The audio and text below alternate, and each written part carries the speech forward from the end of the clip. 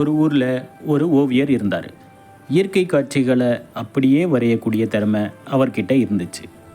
ஒரு நாள் அவர் ஓவியம் வரைய ஒரு அழகான அமைதியான இடத்த தேடி போனார். கடைசியில் ஒரு ஆற்றை கடந்து அந்த இடத்த கண்டுபிடிச்சார். அந்த இடம் அவருக்கு ரொம்பவே பிடிச்சிருந்தது.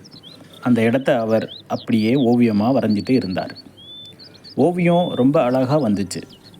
அப்போது திடீர்னு பக்கத்து காட்டில் இருந்து ஒரு சிங்கம் அங்கே வந்துச்சு. அதை பார்த்த ஓவியருக்கு பயம் வந்துருச்சு. ஆனால் பயத்தை வெளியே காட்டிக்காமல் அப்படியே நின்னார். நான் சரியான பசியில் இருக்கேன். இப்போது நான் உன்னை சாப்பிட போகிறேன். ஓ, அப்படியா? சரி, அதை பற்றி எனக்கு எந்த பிரச்சனையும் இல்லை. ஆனால் நான் ஒரு ஓவியன். உன்னோட உருவத்தை அப்படியே வரைஞ்சி தரேன். அதை பார்த்தா நீ ரொம்ப சந்தோஷப்படுவ. உன்னை வரைஞ்சி முடித்ததும் நீ என்ன சாப்பிட்டுக்கோ. ஆனால் உன்னோட உருவம் அழகாக வரணுன்னா நீ நான் சொல்கிற வரைக்கும் அப்படியே அசையாமல் இருக்கணும். கொஞ்ச நேரம் யோசித்த சிங்கம் சரின்னு சொல்லிட்டு ஓவியருக்கு முன்னாடி அப்படியே உட்காந்துச்சு.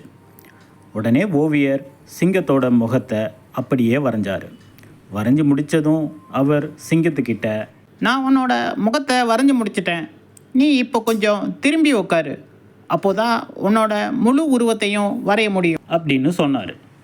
அதை கேட்ட சிங்கம் மனசுக்குள்ள, இவன் என்ன நம்மளை இப்படி உட்காரு அப்படி உட்காருன்னு சொல்கிறான், சரி வரைஞ்சி முடிக்கட்டும், அவனை பார்த்துக்கலாம் அப்படின்னு சொல்லிட்டு திரும்பி உட்காந்துச்சு.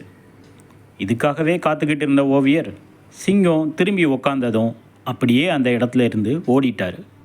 கொஞ்ச நேரம் கழித்து திரும்பி பார்த்த சிங்கம் ஓவியர் அந்த இடத்துல இல்லைன்னதும் கோபமாயிடுச்சு.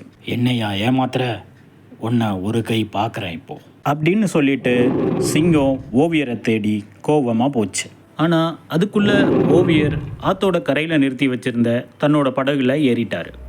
சிங்கம் அவரோட பக்கத்தில் வந்துருச்சு. அதுக்குள்ளே அந்த ஓவியர் துடுப்பை வேகமாக போட்டு படகோட ஆற்றுல வேகமாக போய் ஒரு வழியாக சிங்கத்துக்கிட்டே இருந்து தப்பிச்சிட்டார்.